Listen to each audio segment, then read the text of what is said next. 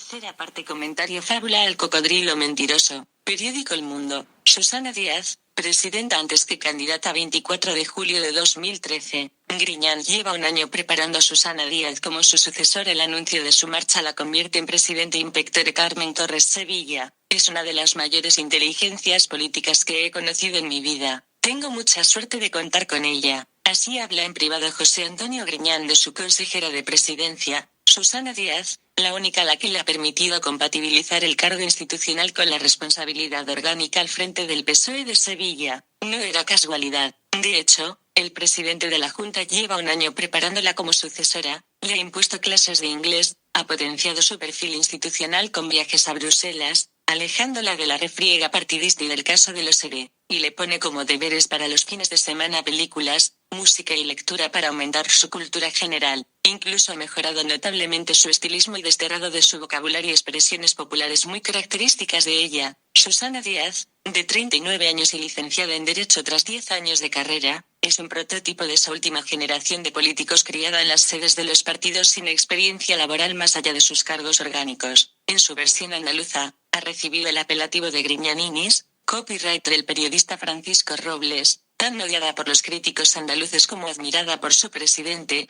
Díaz ha tenido una carrera meteórica de la mano de Griñán. Él ha visto en ella algo más que un aquiller del partido, reputación que se ha ganado a base de ascender en el PSOE a costa de sacrificar a sus mentores. No estoy en política para hacer amigos, es una de sus frases habituales. Díaz fue concejala de Triana, Juventud y Recursos Humanos de 1999 a 2003 en Sevilla con Alfredo Sánchez Montesirín como alcalde, que no volvió a contar con ella en las listas. Cuando llegó a secretaria de organización del PSOE, con Griñán, en abril de 2010, impidió que Montesirín optara a la reelección y lo dejó sin ningún cargo político, algo inédito en el partido. En 2004, cuando dejó el ayuntamiento, fue diputada en el Congreso por consideración del entonces secretario de organización del PSOE de Sevilla, y en contra del criterio de su líder, José Caballos. Solo 4 meses después de las elecciones, las primeras que ganó José Luis Rodríguez Zapatero, rompió los lazos con su padrino político, en el Congreso del PSOE de Sevilla en el que Caballos osó enfrentarse al mismísimo Manuel Chávez. Susana Díaz le ganó como número 2 de José Antonio Viera, que se alzó con la Secretaría General. A Viera también le apearía del cargo poco después para sucederle, a pesar de haber sido su principal colaboradora, en los prolegómenos del Congreso Federal del PSOE de enero de 2012. Otro peldaño lo subió en octubre de 2010, cuando el número 2 del PSOE,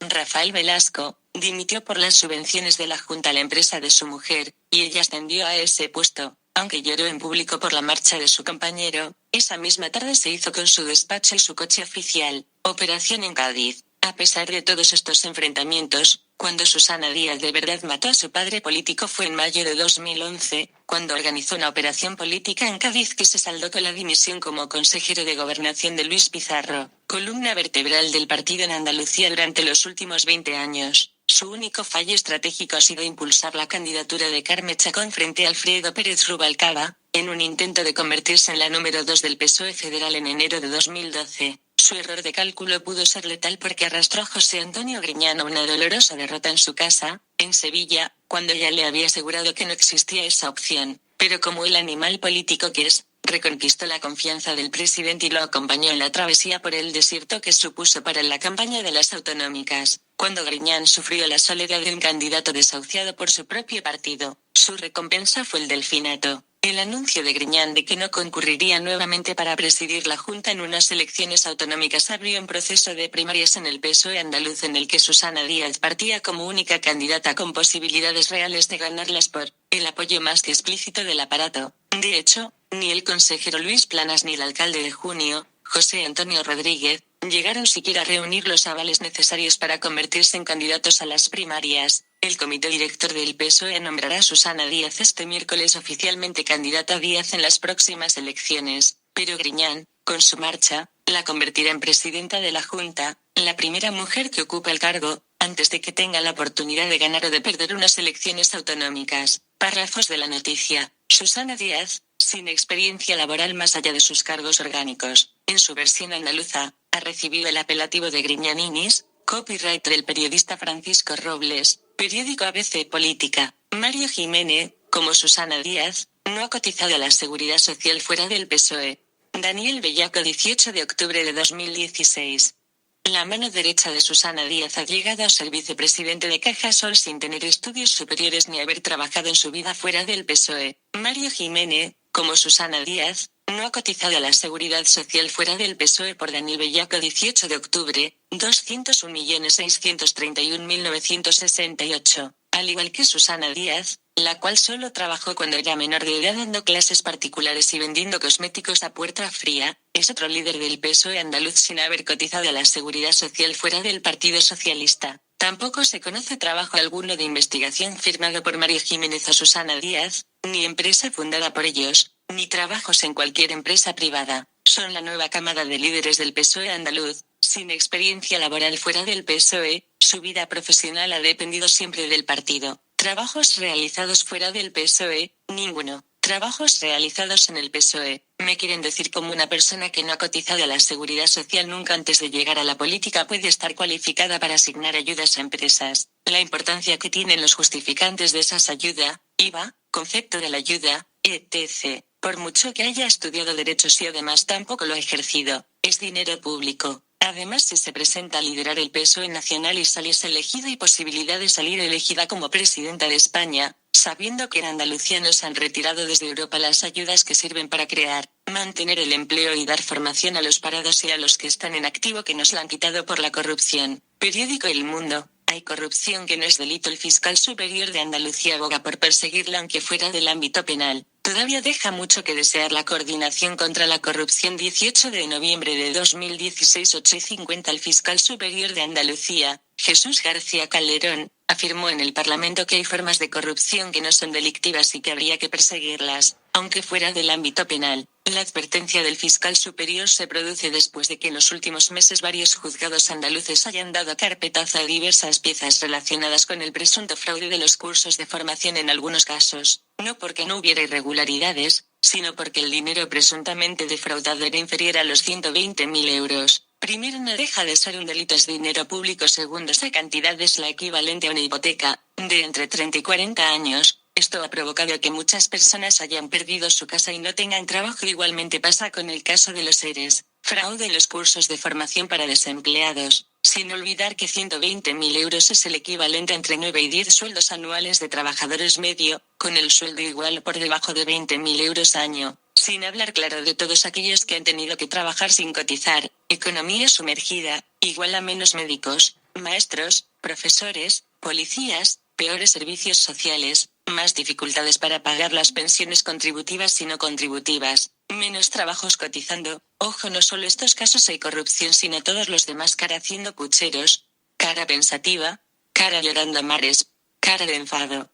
Periódicos diario. Caso ERES y fraude cursos de formación para desempleados. Una filtración implica a Susana Díaz y a González en unos pagos millonarios. 20 de noviembre de 2016. Según fuentes socialistas consultadas por Es Diario, la detallada filtración podría proceder del propio PSOE y del entorno cercano al propio Pedro Sánchez, que de esta manera trataría de dañar la imagen de su rival, Susana Díaz, y debilitaría su imagen para complicar lo que algunos entienden como el próximo asalto del andaluz a la dirección del partido. Desde la Junta de Andalucía ni tampoco la propia presidenta han manifestado opinión alguna sobre la información difundida. Las fuentes consultadas achacan la información a una filtración del entorno de Pedro Sánchez, pero lo que se cuenta es preocupante: enchufes, hijos, sobrinos, nueras, cónyuges, primos carnales con suculentos contratos de alta dirección y personal laboral, y cobros millonarios a costa de una firma pública. Pues si esto es cierto, ¿por qué no lo han denunciado antes? Estamos hablando de muchos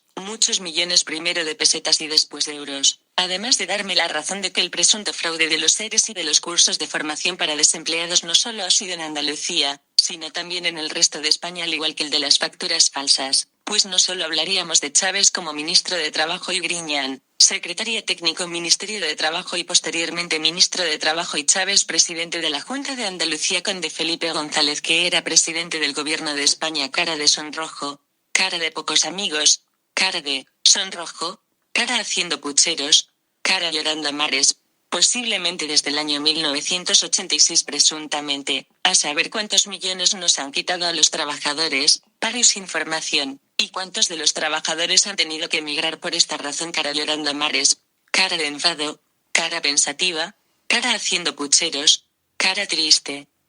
Tengamos en cuenta Andalucía ha tenido y tiene la mayor tasa de desempleo, paro, 1.230.000 de las regiones de España y Europa. Vale hacer la misma buena gestión en España cara haciendo pucheros. No se trata de ser la federación más grande de España, la andaluza, liderada por Susana Díaz, sino cómo se nos ha gestionado y se está gestionando, y que además no tienen experiencia laboral fuera de la política. ¿Cómo va a tomar decisiones tan importantes tanto para los andaluces como para el Estado, para todos los españoles? ¿Cómo los españoles hemos permitido que algunos de nuestros as políticos de partidos y de sindicatos, sin diferencia de siglas, que sin tener cotización a la seguridad social, o sea experiencia laboral antes de que accedan a los cargos públicos, cómo van a entender el problema que tenemos con las pensiones si nunca han cotizado a la seguridad social fuera de la política? No han sido ni autónomos, ni funcionarios, ni como empleado en una tienda, ni han tenido empleo conocido, y quizá en algún caso hasta haya trabajado en negro sin cotizar, pues a lo mejor porque no le ha quedado otra. ¿Cómo hemos permitido que formen comisiones en el Congreso de los Diputados y Senado y parlamentos autonómicos, comisiones relacionadas con pensiones? Estas mesas deben estar formadas por personas que hayan cotizado fuera de la política al menos 20 años, para que las nuevas leyes sean útiles, funcionales y fáciles de entender por el pueblo. Creo que todos los partidos tienen simpatizantes y militantes con esas características que pueden ayudar a solucionar el problema. Un detalle: como pueden el PSOE no querer apoyar los presupuestos generales del Estado por considerar que tienden poco a las necesidades sociales, y sin embargo haber estado presuntamente tantos años repartiéndose el dinero que iba destinado a crear y mantener empleo para las personas y dar formación a las personas paradas y a las personas que están en activo. ¿No les parece eso cubrir las necesidades generales de la sociedad cara haciendo pucheros?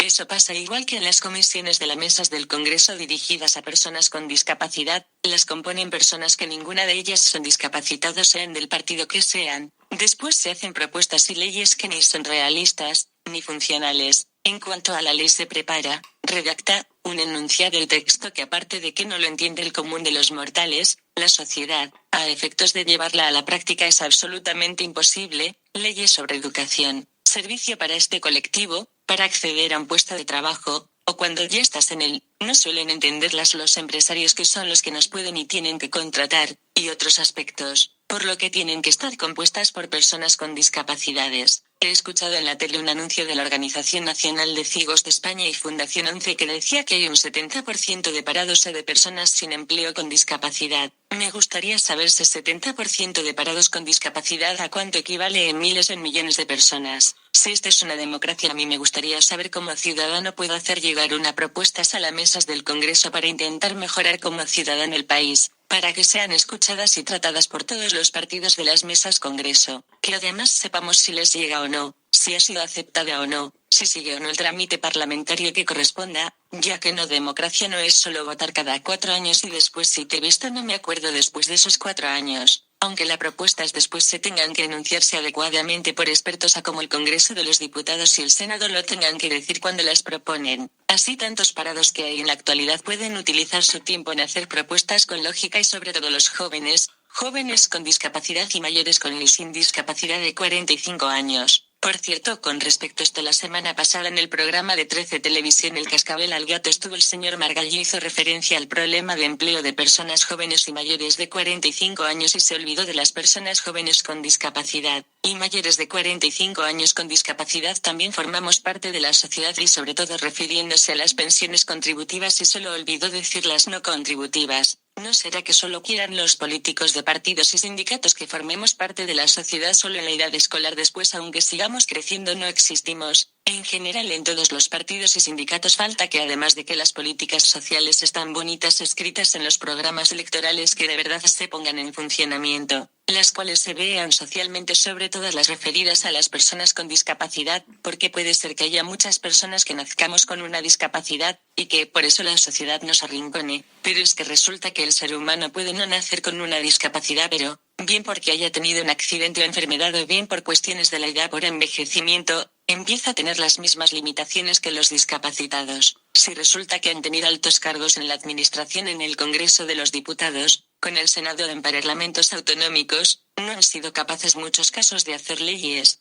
llevar políticas, hacer de verdad que funcionen para la sociedad, y en cualquier legislatura se encuentran con lo mismo que no encontramos los demás, con la diferencia de que ellas han podido solucionarlo y no han querido, por el mero hecho de no tener capacidad de querer entenderse entre todos los partidos. Eso sí, al ciudadano de a pie cargarnos de papeles, burocracia o mejor dicho burricacia, sin olvidar todo lo dicho en la segunda parte. Comentario fábula El cocodrilo mentirioso. Periódico El Mundo. Presupuestos. Las reacciones de los grupos parlamentarios. Andalucía, la comunidad en la que se pagan más impuestos. Por heredar €1 más habrá que pagar 47.000 euros más, denuncia el PP. Podemos denuncia el volantazo a la derecha de Díaz por su pacto con Ciudadanos y dice que el presupuesto aumenta para pagar a los bancos y al ministro Montoro, el nuevo amigo de Susana Díaz. Párrafos de la noticia. Andalucía es la comunidad con más impuestos, no solo por el de sucesiones, que es de los más altos del país, sino también por el tramo autonómico del IRPF, que es del 25,5%, el más elevado también en el conjunto de las autonomías. El tramo autonómico del IRPF es 4,5 puntos más bajo en Madrid que en Andalucía, 4 puntos inferior en Castilla y León, 2 puntos menor en Murcia y 0,5 puntos más pequeño en Extremadura, según los datos facilitados este miércoles por el PP. Cataluña y Asturias también cuentan, como Andalucía, con un tramo del 25,5%, el más elevado del país. La rebaja del impuesto de sucesiones y donaciones, que entra en vigor el 1 de enero de 2017, no corrige el error de salto que hay entre los diferentes tramos, de manera que por heredar €1 más, habrá que pagar 47.000 euros más, alertó el portavoz de Hacienda del PP en el Parlamento andaluz, José Antonio Miranda. El error de salto, además de un error técnico, es una injusticia palmaria, dijo Miranda, quien recordó que su eliminación es un compromiso de investidura de Susana Díaz que no se ha cumplido. Para leer la noticia completa, ir Periódico El Mundo, 1 de noviembre de 2016. PSOE, y Ciudadanos siempre mirando por los obreros, trabajadores, y por su 1.230.000 parados, cara haciendo pucheros, cara llorando a mares, cara pensativa, cara de frustración, para que estemos más ahogados, que reduzca a la mitad del Parlamento autonómico, asesores que tiene 300, creo que no, el presidente de Estados Unidos tiene tantos. Periódico Rambla Libre, 100.000 inmigrantes cobran pensiones no contributivas, 1.000 millones de euros anuales. 4 de noviembre de 2016. Luis Bru. El más grave problema que tendrá que afrontar a corto plazo el gobierno de Mariano Rajoy es asegurar las pensiones, cuya hucha ha sido esquilmada y no podrá afrontar la paga extraordinaria de 2017. O bien se reducen las pensiones en Grecia en baja del 30%, o bien pasan a ser pagadas con cargo a los presupuestos generales del Estado, recortando de otras partidas. El hecho evidente es que los inmigrantes no nos van a pagar las pensiones, como se dijo insistentemente. Al contrario, los inmigrantes depredan las pensiones. Aunque parezca asombroso, 100.000 extranjeros son beneficiarios de pensiones no contributivas, es decir, que las reciben sin haber cotizado. Esto no tiene precedentes en la historia. Esas pensiones no contributivas a 100.000 inmigrantes representan al año 1.000 millones de euros. Porque no se le quitan esas pagas no contributivas y que trabajen, que se les da sanidad pública, educación y servicios sociales, que contribuyan. Si son inmigrantes con una gran dependencia, que se les mantengan. Si son inmigrantes discapacitados no gran dependientes, que se apunten a las listas del paro. A ver si así realmente se ponen en funcionamiento las leyes de inserción laboral de las personas con discapacidad para españoles y extranjeros, que los países de origen, incluyendo a hijos o nietos de inmigrantes, paguen esas pensiones, debido a que nosotros les damos sanidad, educación, seguridad, servicios sociales y otros gratis, dado que la mejor vida cuesta dinero, no es gratis. Asimismo, que se les quita a españoles no discapacitados, si es que las tienen, para que puedan trabajar, si están en edad de trabajar, y que coticen a la seguridad social, y si no, que se vuelvan a su país. Más todo lo dicho en la 2 parte. Comentario fábula El cocodrilo mentiroso, para que después nos quejemos de la seguridad social. Antena 3 Noticias. Le cobran 1.800 euros en concepto de sala de partos a una mujer que da luz en el aparcamiento. Paula Damoro dio a luz a Daniela en el aparcamiento del hospital. Su marido, mientras pedía ayuda, logró sacar la cabeza del bebé. Después las enfermeras lo relevaron para finalizar el parto. A los 6 meses esta pareja ha recibido una factura de 6.300 euros por el parto, en el que se incluye un cargo de 1.800 euros por una sala de partos que no han usado. Párrafo de la noticia. Hace unos meses tuvimos notificación de que un hospital de Estados Unidos cobraba en concepto de piel con piel el colocar a un bebé en brazos de su padre. La noticia de hoy vuelve a ocurrir en Estados Unidos, pero el cargo esta vez es en concepto de sala de partos. Hasta aquí todo normal si no fuese porque la mujer dio a luz en un aparcamiento. Nota, para que aprendamos dos cosas. Una, no debemos de admitir a inmigrantes musulmanes mucho menos que estén en nuestros ejércitos. Periódico La Razón. Alemania detecta 20 yihadistas infiltrados en el ejército. Otros 60 casos potenciales más están siendo investigados. 5 de noviembre de 2016. Párrafos de la noticia. Un portavoz del MAS ha explicado que se han presentado solicitudes de personas que quieren unirse al ejército durante unos pocos meses y que muestran especial interés en recibir formación intensiva en armamento. En un comunicado de MAS se cita expresamente una publicación en Internet del Estado Islámico de julio de 2014 en el que la organización insta a unirse a ellos a quienes tengan formación militar. También emplazan a sus simpatizantes a aprender a disparar y a familiarizarse con armamento.